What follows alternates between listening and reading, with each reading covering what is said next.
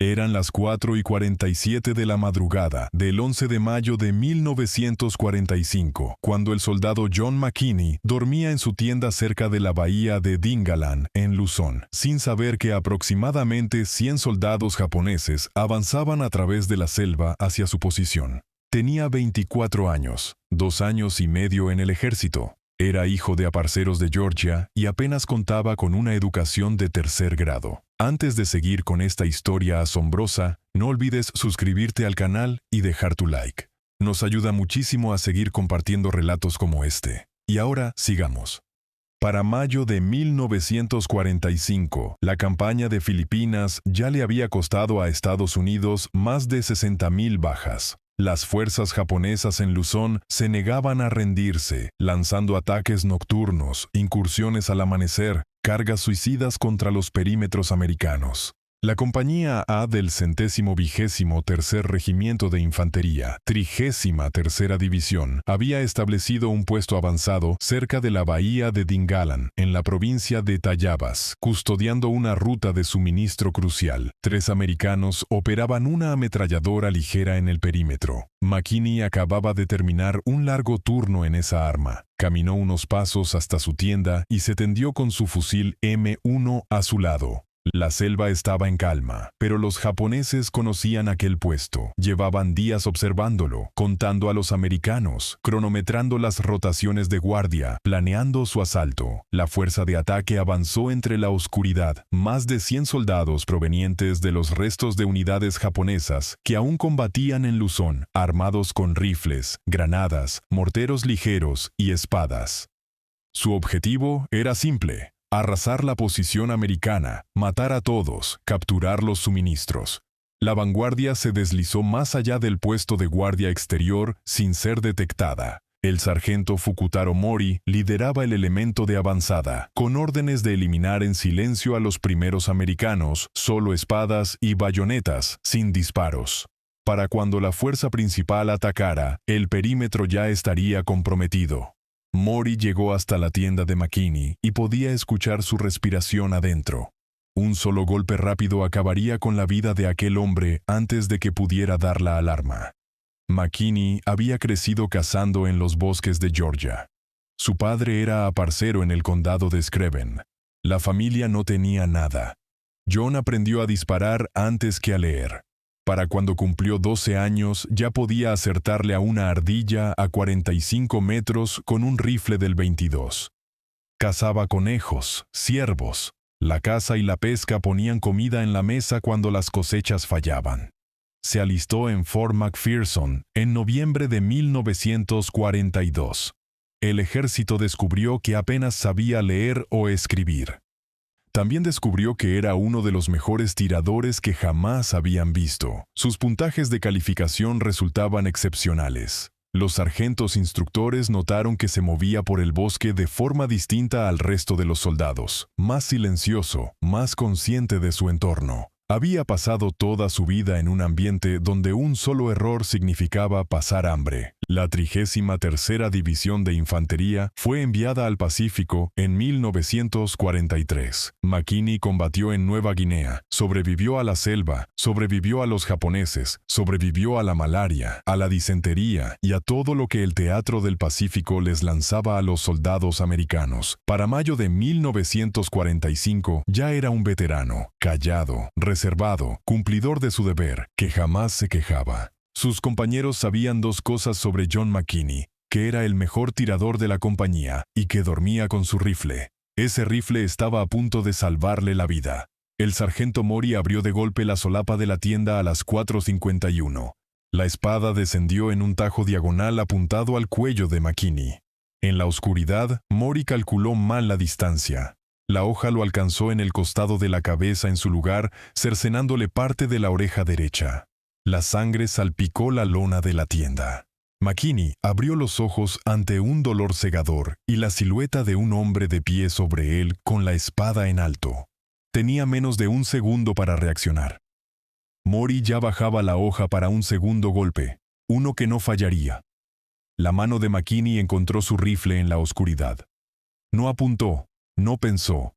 24 años de instinto de supervivencia tomaron el control. Blandió el M1 como un garrote. La culata golpeó a Mori bajo la barbilla con fuerza suficiente para fracturar el hueso. El sargento japonés se tambaleó. McKinney golpeó de nuevo. El segundo impacto le aplastó el cráneo.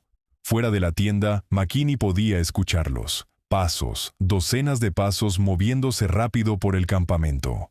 El asalto principal había comenzado.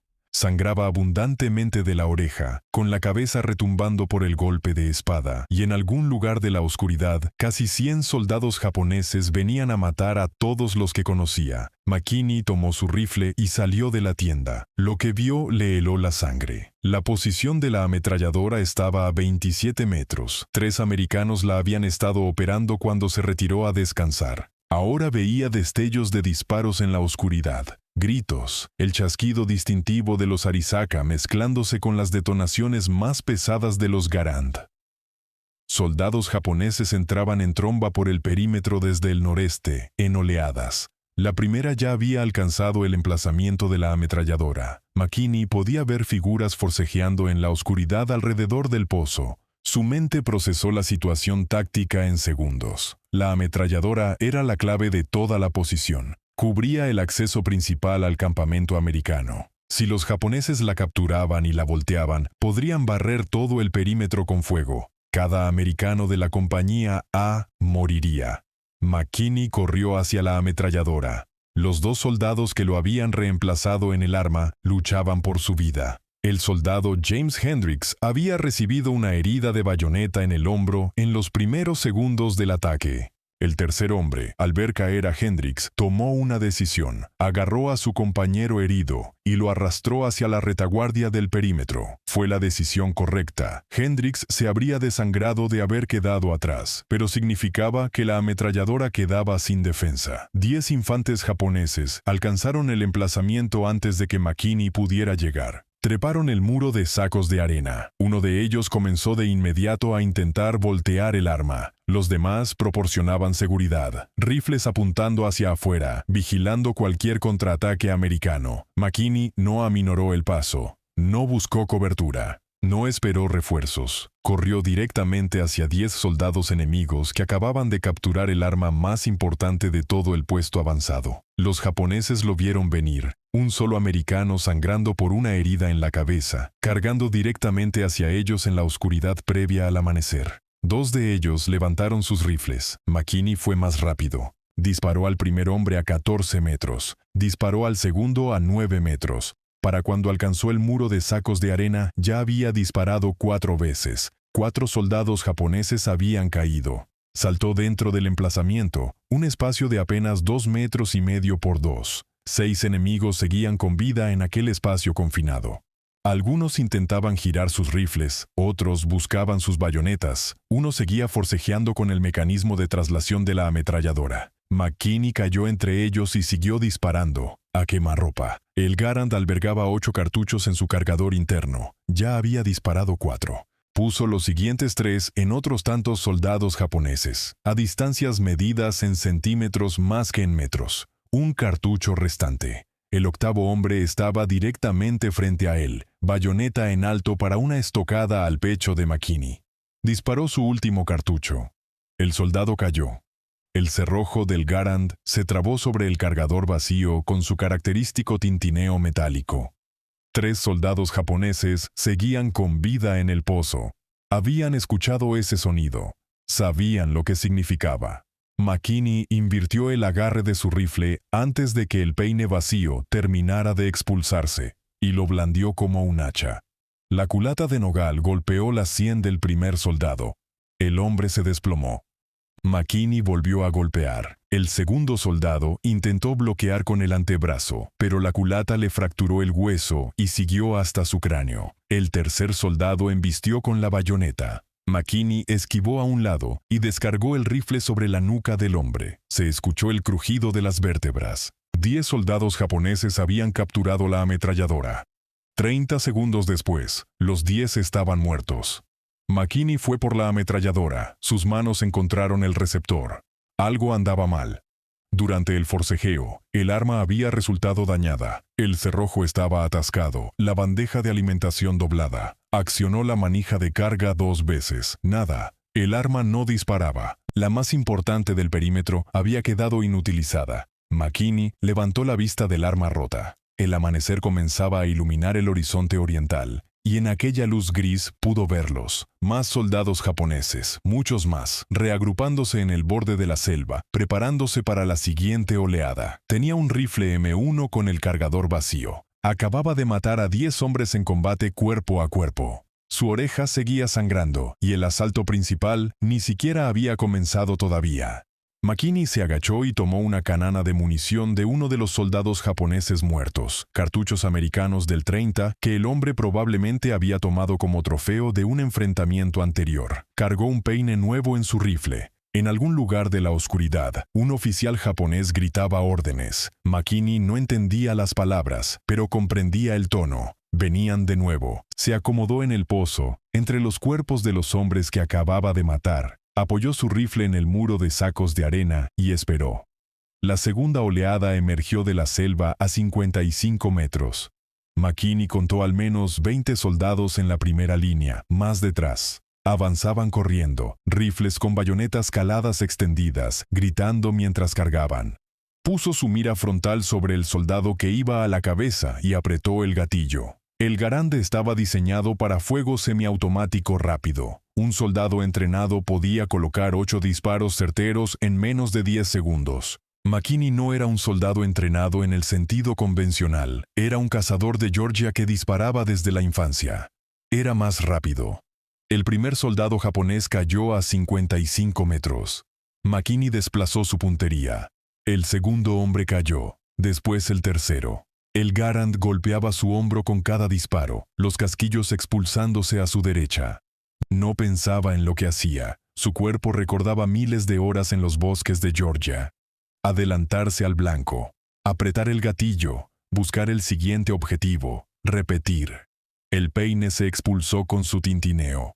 McKinney insertó uno nuevo desde la canana. La oleada atacante había avanzado 18 metros durante su recarga, ahora a 37 metros.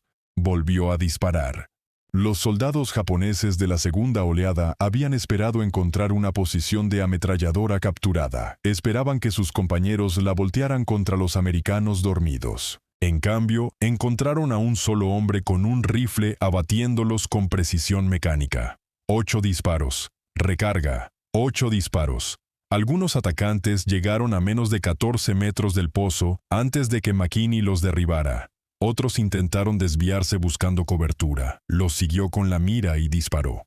Un soldado en movimiento resultaba más fácil de acertar que uno inmóvil, algo que había aprendido cazando ciervos. La segunda oleada se quebró. Los supervivientes se dispersaron de vuelta hacia la selva. McKinney contó los cuerpos frente a su posición. 11 más, 21 en total desde que había comenzado el ataque. No tuvo tiempo de sentir alivio. Los oficiales japoneses ya se reorganizaban. Podía escucharlos gritar más allá de la línea de árboles. Y entonces escuchó otra cosa, un golpe hueco proveniente de algún lugar de la selva. Después otro. Morteros ligeros. El primer proyectil estalló a 9 metros a su izquierda. Tierra y metralla salpicaron el pozo. McKinney se aplastó contra los sacos de arena. El segundo proyectil impactó más cerca. El tercero cayó directamente sobre el parapeto, cubriéndolo de escombros. Los japoneses habían aprendido de las 2 primeras oleadas. No iban a volver a cargar ciegamente contra su fuego de rifle.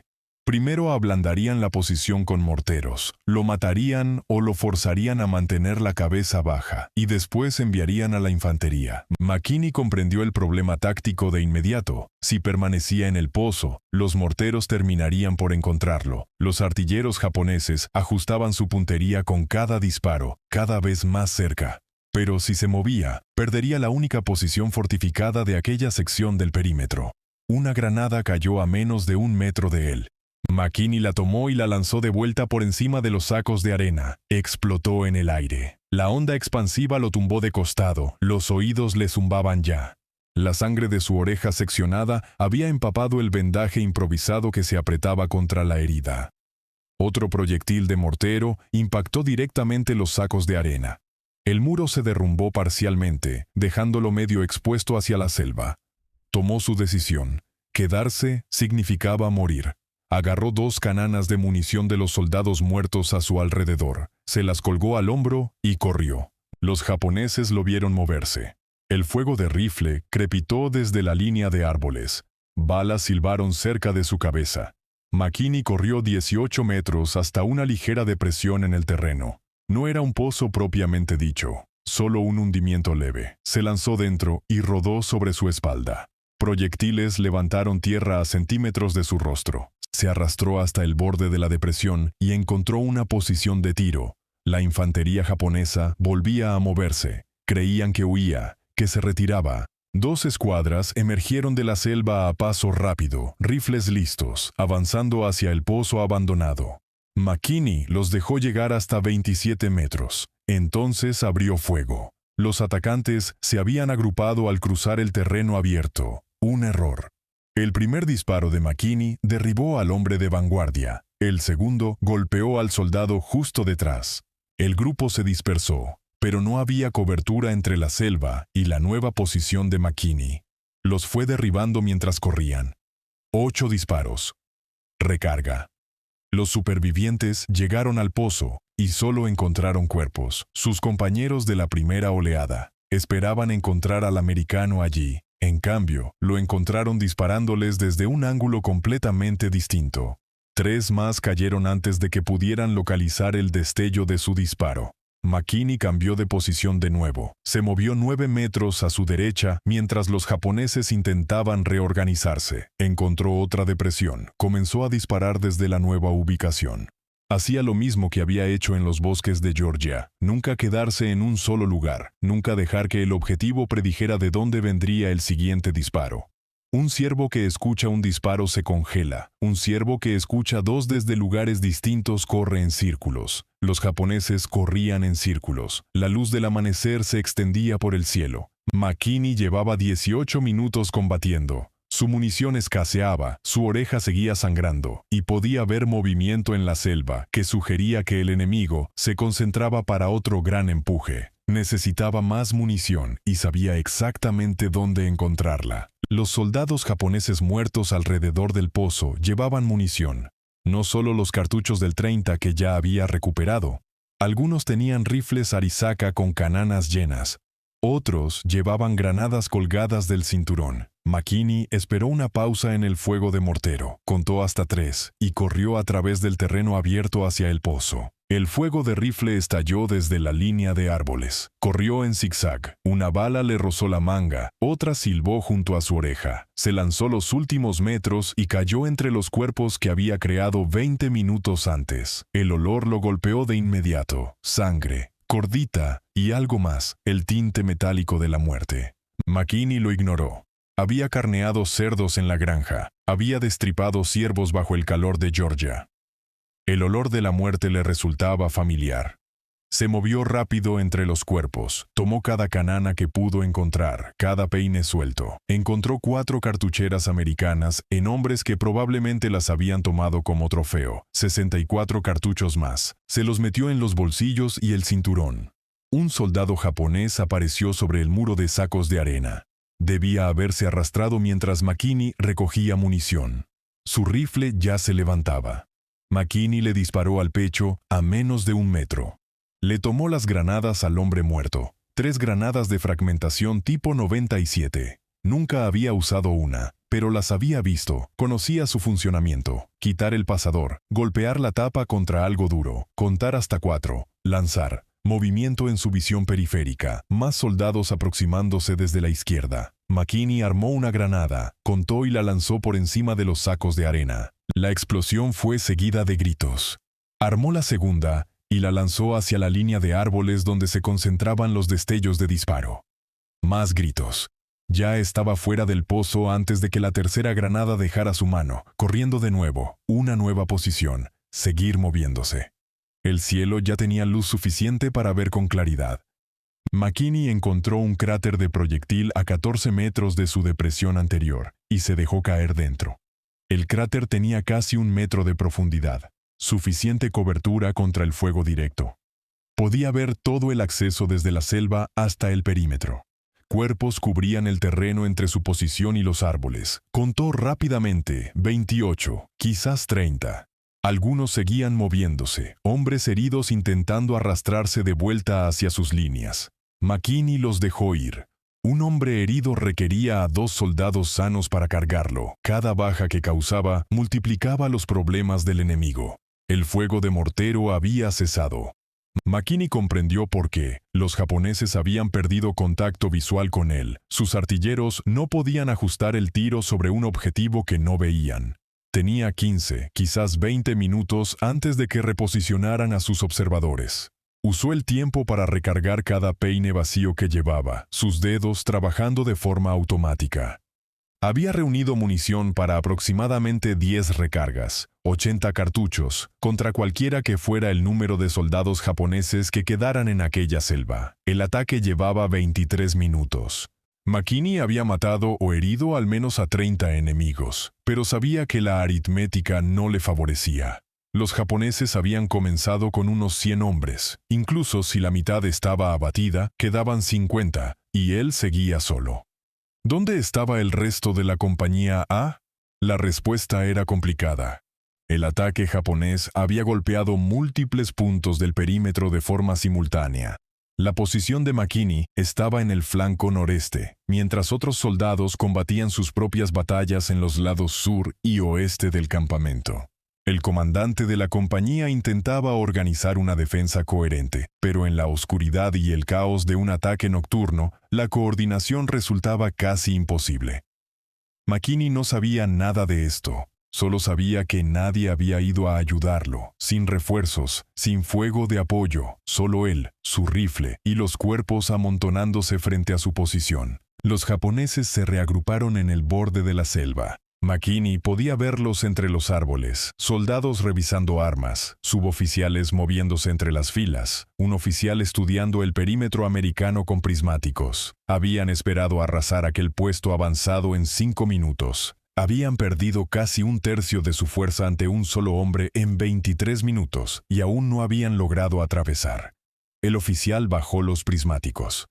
McKinney lo vio hacer un gesto hacia una sección específica del perímetro, no el pozo de la ametralladora, no los cráteres donde había estado combatiendo. El oficial señalaba las tiendas de suministros, un enfoque distinto, un nuevo eje de ataque diseñado para rodear la zona de matanza que McKinney había creado. McKinney leyó la intención enemiga al instante. Iban a rodear su flanco, golpear el campamento desde una dirección que no podía cubrir, y no había nada que pudiera hacer para detenerlos desde su posición actual.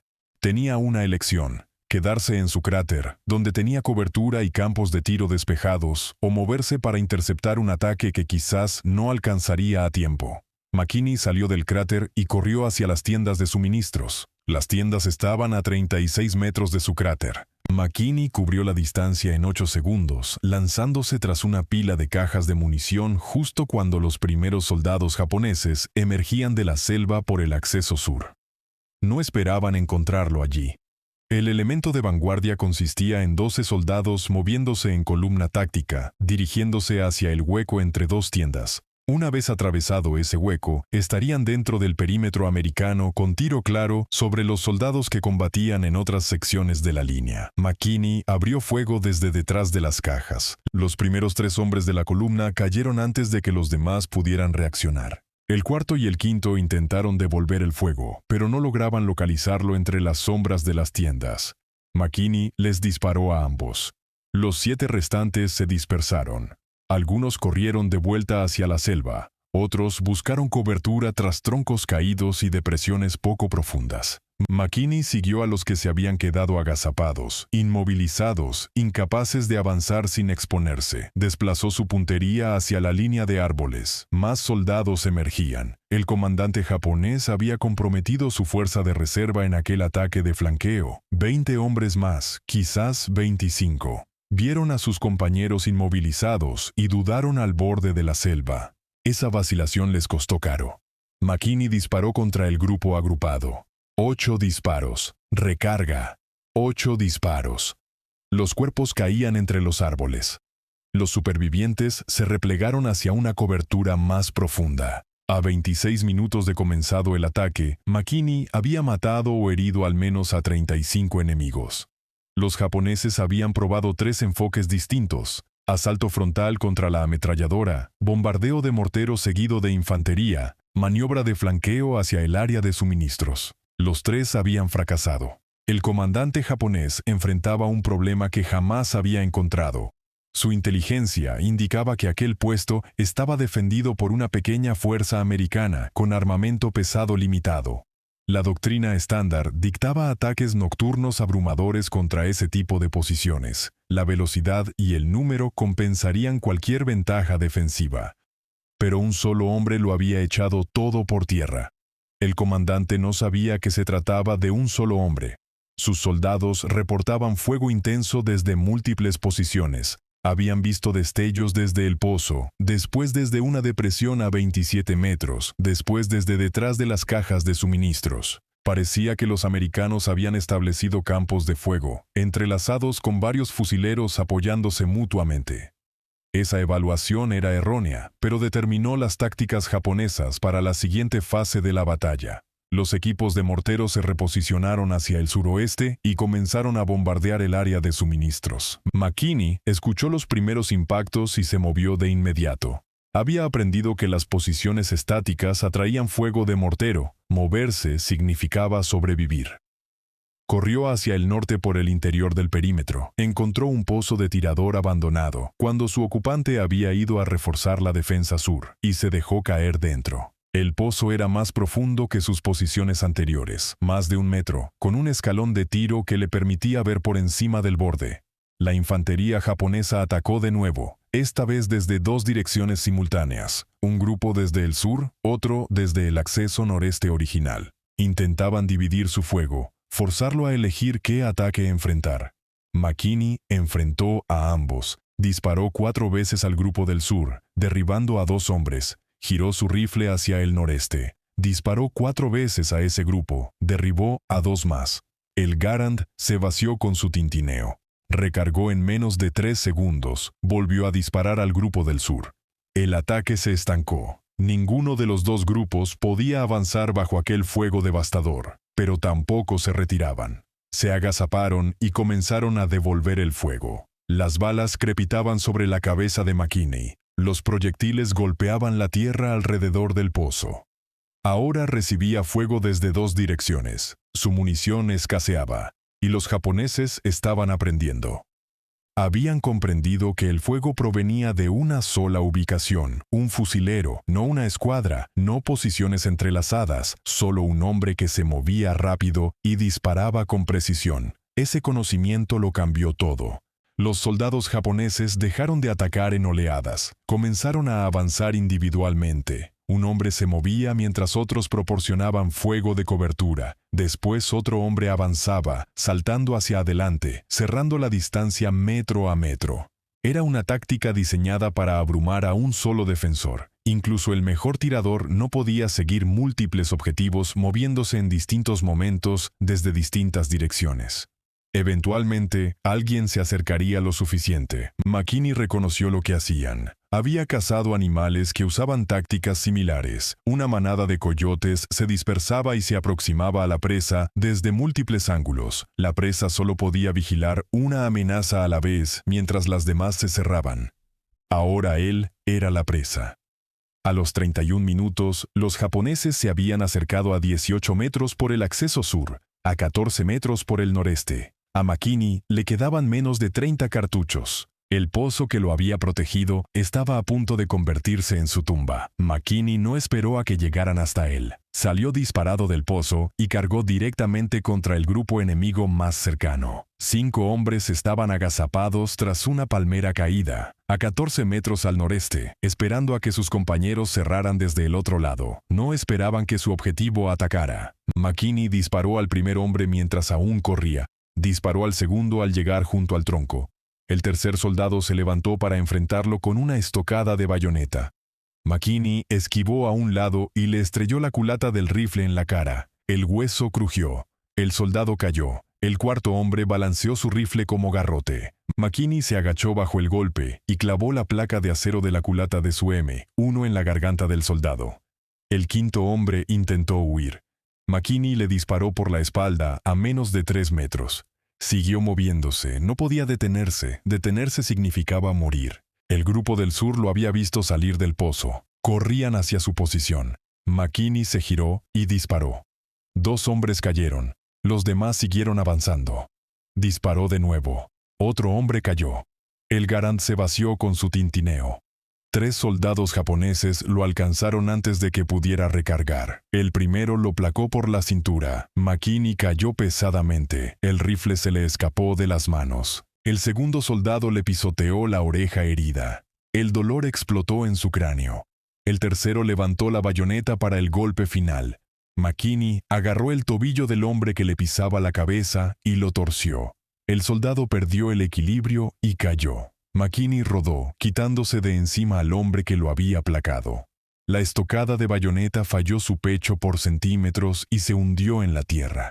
Se incorporó a gatas, encontró su rifle, lo blandió en un amplio arco que golpeó a un soldado en la sien. El hombre se desplomó.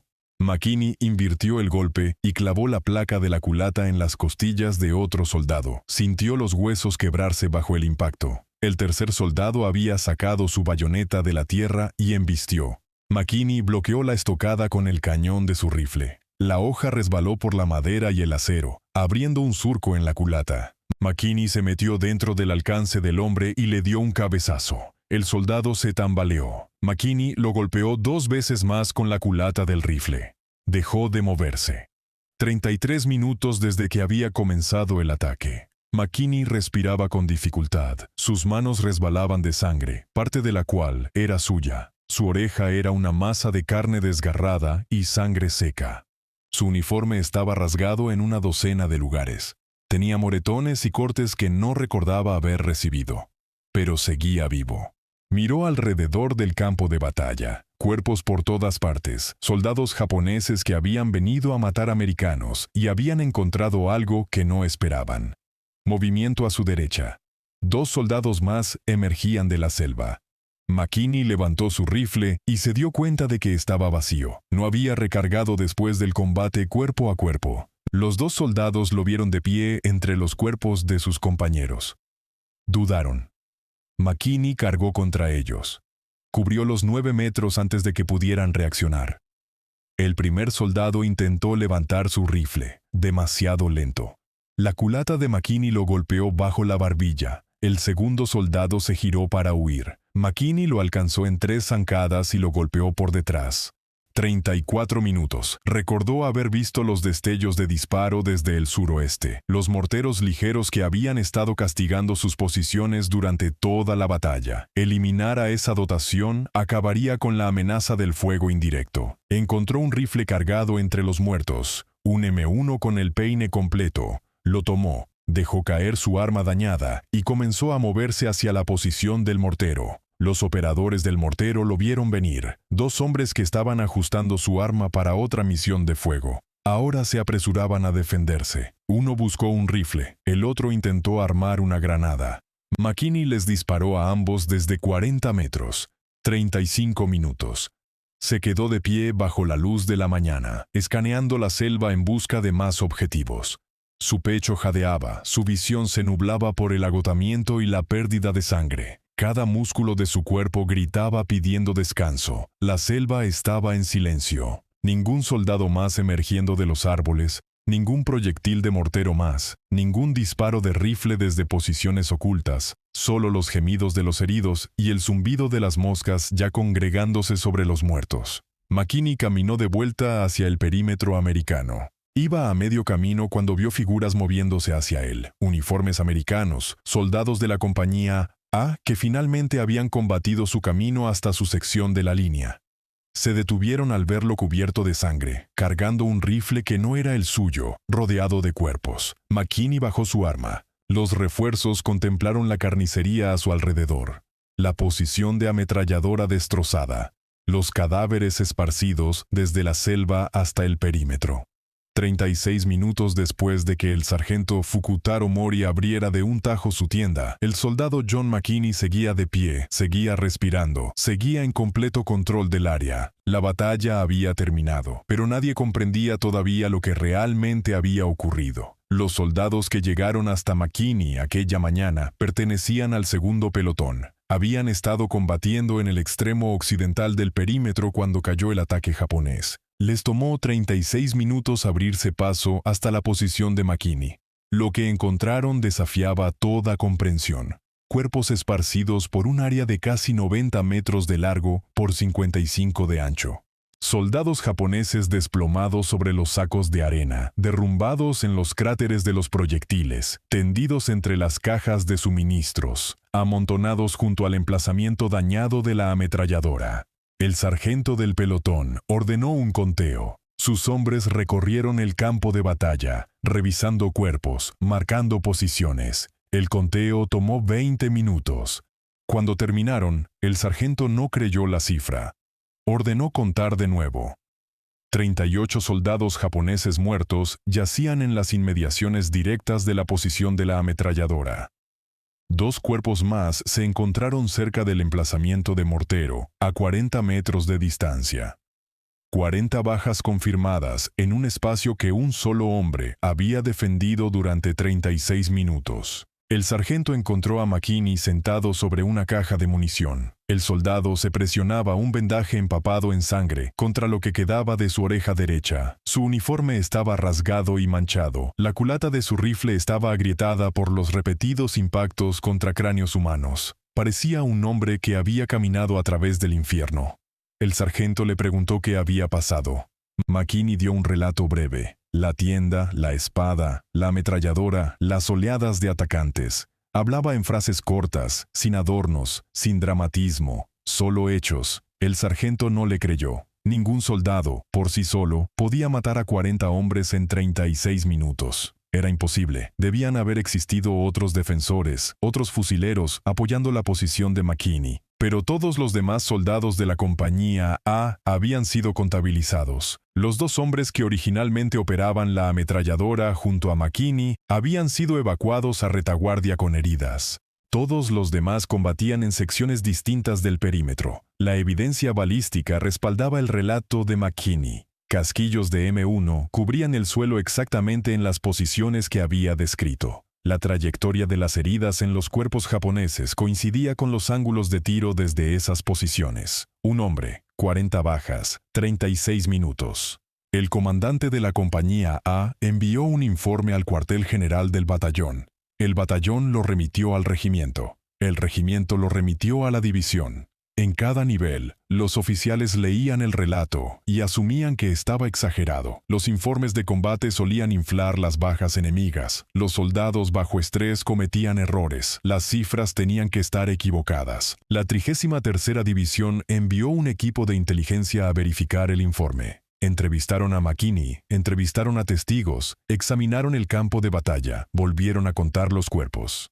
Algunos relatos sugerían que el número real de muertos japoneses superaba los 100, pero solo 40 podían atribuirse directamente y con certeza a las acciones de McKinney. Los investigadores llegaron a una conclusión ineludible. El informe era exacto. El soldado John McKinney había repelido, él solo, un ataque de aproximadamente 100 soldados japoneses. Había matado a 40 de ellos.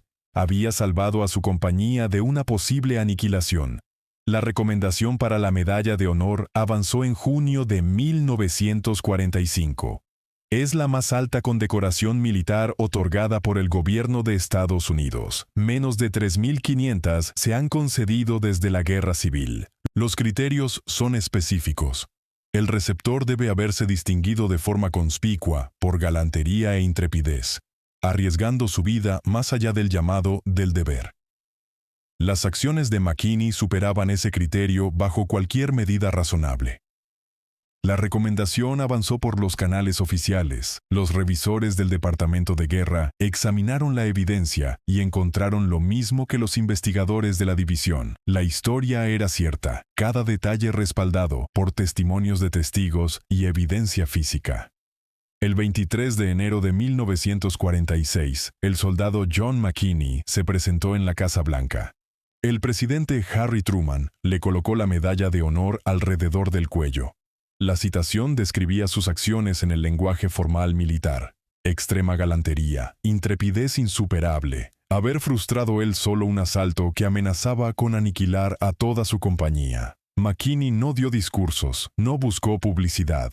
Cuando los periodistas le preguntaban por la batalla, daba las mismas respuestas breves que le había dado al sargento aquella mañana en Luzón. La tienda, la espada, la ametralladora, las oleadas de atacantes. La prensa lo llamó el Audie Murphy del Pacífico. Murphy había recibido su medalla de honor por contener él solo a fuerzas alemanas en Francia. McKinney había hecho algo similar contra fuerzas japonesas en Filipinas. Ambos habían enfrentado probabilidades abrumadoras. Ambos se habían negado a retroceder. Ambos habían salido victoriosos gracias a una combinación de habilidad, valor y algo que desafiaba cualquier explicación sencilla. Pero mientras Murphy se convirtió en estrella de cine tras la guerra, McKinney regresó a Georgia. Tenía 25 años, una medalla de honor, una educación de tercer grado y una oreja parcialmente cercenada que nunca terminaría de sanar. La guerra había terminado, el matar había terminado, y John McKinney tenía que descubrir cómo volver a ser una persona normal. Regresó al condado de Screven, Georgia, en 1946.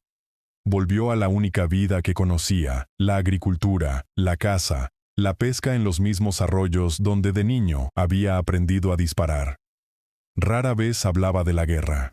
Sus vecinos sabían que había recibido la medalla de honor. Habían visto los artículos de periódico, pero McKinney jamás lo mencionaba, jamás exhibía la medalla, jamás asistía a reuniones de veteranos ni concedía entrevistas. Cuando le preguntaban por Luzón, decía unas pocas palabras y cambiaba de tema. Las pesadillas eran otro asunto. Su familia sí las conocía. Los sonidos que hacía mientras dormía, la forma en que despertaba de golpe, buscando un rifle que no estaba allí.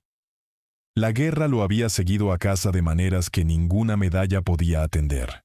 El trastorno de estrés postraumático no era un diagnóstico reconocido en 1946. A los soldados que luchaban con recuerdos de combate se les decía que lo olvidaran, que siguieran adelante, que se sintieran agradecidos por haber sobrevivido. McKinney hizo lo que hacía la mayoría de los veteranos de su generación. Enterró los recuerdos y siguió trabajando. Se casó, formó una familia, trabajó en distintos empleos por el condado de Screven. Los años pasaron, Corea llegó y se fue, Vietnam llegó y se fue. Nuevas guerras crearon nuevos héroes y nuevos veteranos con sus propios recuerdos enterrados. McKinney permaneció en Georgia, viviendo tranquilamente, envejeciendo tranquilamente. La medalla de honor descansaba en un cajón en algún lugar. Había ganado la más alta condecoración militar de la nación, y la mayoría de sus vecinos no tenía idea. En 1965, el escritor Forrest Bryan Johnson comenzó a investigar la historia de McKinney. Johnson era veterano él mismo, comprendía lo que McKinney había vivido. Pasó años rastreando testigos, examinando registros militares, reconstruyendo los detalles de aquellos 36 minutos en Luzón. La investigación resultó difícil. McKinney no quería hablar. Muchos testigos habían muerto. Los registros militares estaban dispersos en múltiples archivos, pero Johnson persistió. Creía que aquella historia merecía ser contada. Su libro se publicó en 2007, documentando la infancia de McKinney en Georgia, su servicio en el Pacífico y la batalla que le valió la medalla de honor. El libro trajo renovada atención hacia un héroe del que la mayoría de los americanos jamás había oído hablar. McKinney no vivió para ver el libro publicado. Murió el 5 de abril de 1997 en Sylvania, Georgia, a los 76 años.